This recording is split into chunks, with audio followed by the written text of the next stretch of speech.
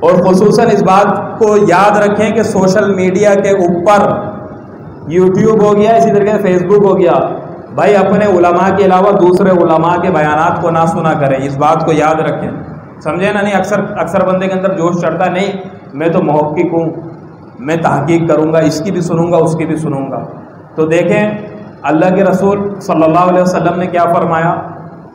دجال کے بارے میں، کہ دجال آئے گا، جب دجال کا خروج ہوگا تو خبردار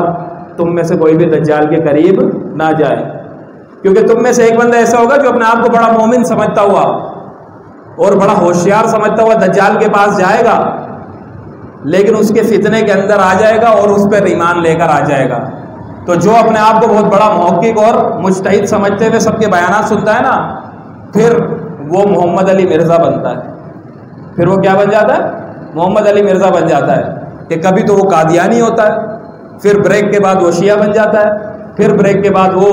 بریلوی بن جاتا ہے، پھر بریک کے بعد وہ جو ہے نا دیوبندی بن جاتا ہے، پھر بریک کے بعد وہ مماتی بن جاتا ہے، پھر بریک کے بعد وہ اہل حدیث بن جاتا ہے، ہر بریک کے بعد اس کا فرقہ چینج ہوتا رہتا ہے، تو پھر وہ یہ بن جاتا ہے۔ یہ ایسے ہی تھا بھائی، اس کی ہسٹری اٹھا کر دیکھو، خود ہی کہتا ہے نا میں نے تو گھاٹ گھاٹ کا پانی پیا ہے، میں دیوبندی بھی تھا، بریلوی بھی تھا، اہل حدیث بھی تھا، سب تھا، تو پھر معجون مرکب بن گیا، نہ مرد رہا اور نہ ہی عورت، بیچ والا ہو گیا، نہ مسلمان نہ کافر، پتہ نہیں کدھر چلا گیا۔ تو وہ جو ہے نا پتہ نہیں کیسی کیسی الٹی باتیں کر رہا ہوتا ہے، اور ان کو مزے کی بات ہے کہ ان کو شیطان نے مس کر کے یتخبطہ الشیطان من المس، اللہ فرماتے ہیں اس جیسے جو ہوتے ہیں نا ان کو شیطان چھو کر جو ہے نا خپتی بنا دیتا ہے، ان کو شیطان نے چھوا ہوتا ہے، کہاں سے چھوا ہوتا ہے وہ پھر آپ لوگ خود سمجھدار ہو، سمجھ جاؤ،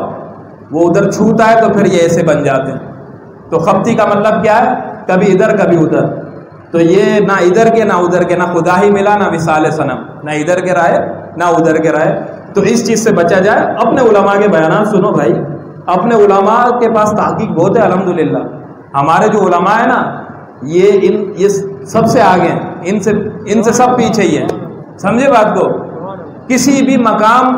اور کسی بھی مرحلے کے اندر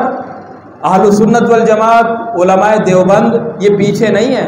کوئی ایسی بات نہیں ہے کہ آپ کو جو ہے نا ہمارے علماء کی تقریروں میں نہیں ملے گا، بلکہ تمہیں ادھر محمد علی مرزا سننا پڑے گا، یا ثاقب رضا مصطفی سننا پڑے گا، یا خادم حسین رضوی سننا پڑے گا، ایسا نہیں ہے بھائی۔ یہ لوگ تو ابھی میدان کے اندر آئے، ہم بہت پہلے سے میدان کے اندر ہیں الحمدللہ، بہت پہلے سے میدان کے اندر ہیں، ہر میدان کے اندر ہم سرخ رو رہے ہیں، اور ہر میدان کے اندر ہم نے قربانیاں دی ہیں۔ یہ تو آج آ کر قربانیاں دے رہے ہیں تو لوگ کہتے ہیں کہ واہ واہ بھائی بڑی قربانیاں دینے والے ہیں، پتہ نہیں دیوبندیوں کو کیا ہو گیا۔ تو بھائی ہم لوگوں نے قربانیاں دے دی اور ہم نے ٹھیکے نہیں اٹھا کر رکھے،